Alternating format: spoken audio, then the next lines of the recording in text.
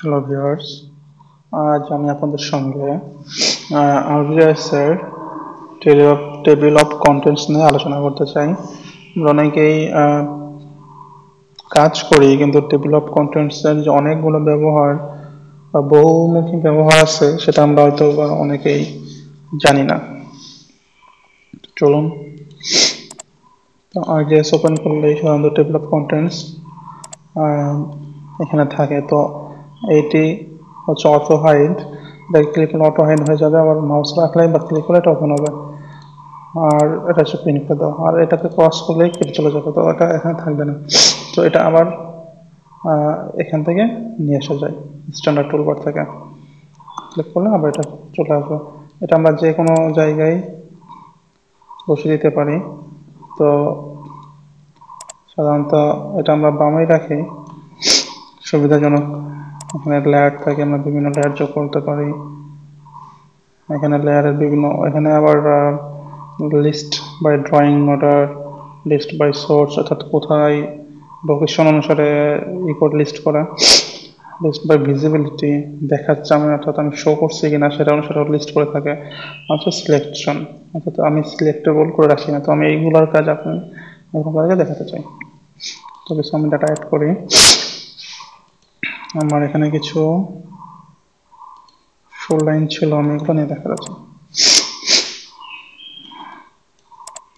তো এখন হয়তো ডাটা বেশি হয়ে গিয়েছে, আমি কয়েকটা রিমুভ করে দিতে 90 সিলেক্ট করে রিমুভ করে দিলাম। হ্যাঁ, একটু কম হয়েছে, একটু সুবিধা। তো প্রথমে হচ্ছে লিস্ট বা ড্রয়িং অর্ডার, অর্থাৎ আমার যেটা সবার উপরে আমি ড্রয়িং করছি সেটা সবার উপরে দেখাবে। এটাকে পিছনে দিলে এটা পিছনে। আচ্ছা, লাইন হওয়ার তেমন ভালো বোঝা যাচ্ছে না, তো আমি কিছু পলিগন ফিচার্স নিয়ে আসি।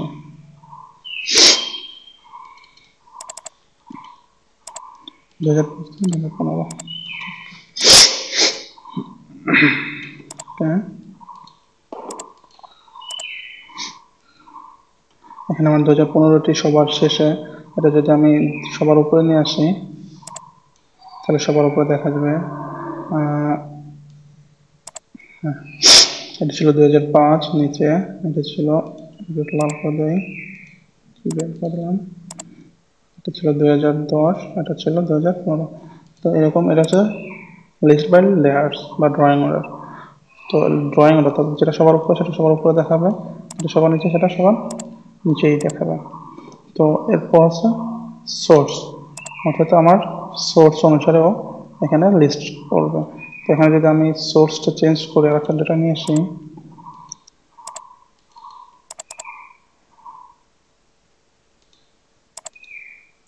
দেখুন আরেকটি ওই দেখাচ্ছে। তো আমি এখানে এটা টানলে কিন্তু নিচে আসবে না, আমাকে এই পুরো সোর্সটা ধরে টেনে নিয়ে আসতে হবে। সরি, এটা হবে না, কারণ এটা সোর্স যেটা আগে সেটা আগেই থাকবে। তো এখানে কোনোভাবে আমি সোর্সের মধ্যে থেকে আগে পিছিয়ে করতে পারি না, সেটা হচ্ছে না। তো এইখানে সোর্স যখন থাকবে তখন ড্রয়িং অর্ডারটা চেঞ্জ করা যাচ্ছে না। তো এটা ড্রয়িং যখন আমাদের সোর্স অনুসারে দেখায়, যার কারণে দেখুন আমি কোনোভাবেই এই ড্রয়িং অর্ডারটা চেঞ্জ করতে পারছি না, এমনকি এই একই সোর্সের মধ্যেও দুইটাকে আমি চেঞ্জ করতে পারছি না।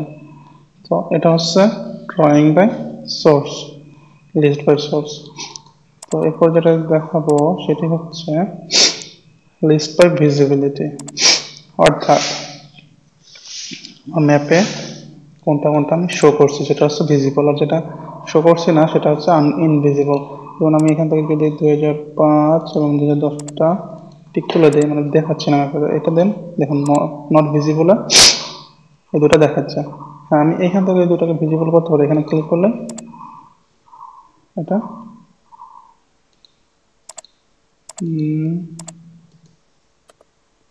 এখানে হচ্ছে না।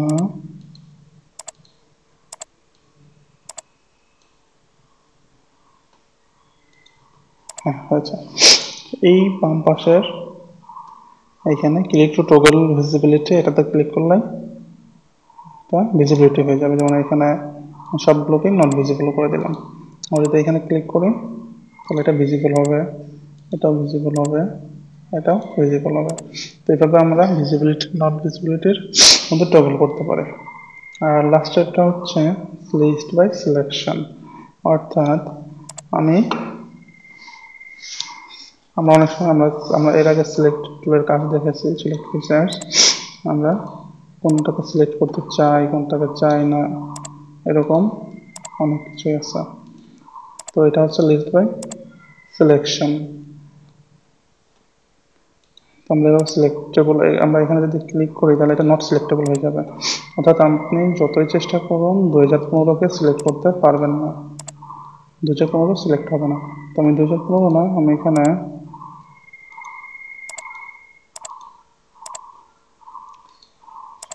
2015 সিলেক্টেবল রেখে বাকিগুলোকে নট সিলেক্টেবল।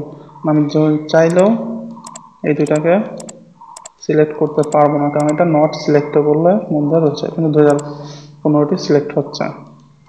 তো এটি হচ্ছে সিলেক্টেবল আর নট সিলেক্টেবল লিস্ট করার সুবিধাজনক। আপনি যতই কাজ করুন আপনার এগুলো আপনি কোনোভাবে সিলেক্ট করতে পারবেন না। এখানে সিলেক্ট করেছি, এখানে দেখাচ্ছে আমি কি সিলেক্ট করে রেখেছি, অ্যাপ্লাইড অ্যান্ড সাপোর্টেড। তো এই ছিল আমার টেবিল অফ কন্টেন্টসের মোটামুটি কাজ। তো আমরা এটি অবশ্য আরেকটা অপশন আছে, সেটা হচ্ছে অপশনস। যেমন সেটার থেকে আমরা বিভিন্ন প্রিফারেন্স সেট করে নিতে পারি। So selected features and selection list, আমরা সিলেকশন লিস্টে যদি সিলেক্টেড ফিচার্স দেখতে চাই তাহলে এটা ঠিক দেবো, না হলে আরও বিভিন্ন ইয়ে আছে, কিন্তু আমরা সাধারণত এটা ডিফল্টই রেখে দিই। ওকে, তো এই ছিল আমার টেবিল অফ কন্টেন্টস নিয়ে আলোচনা। আজ এ পর্যন্তই, অন্য একদিন অন্য কোনো টুল নিয়ে আলোচনা করব।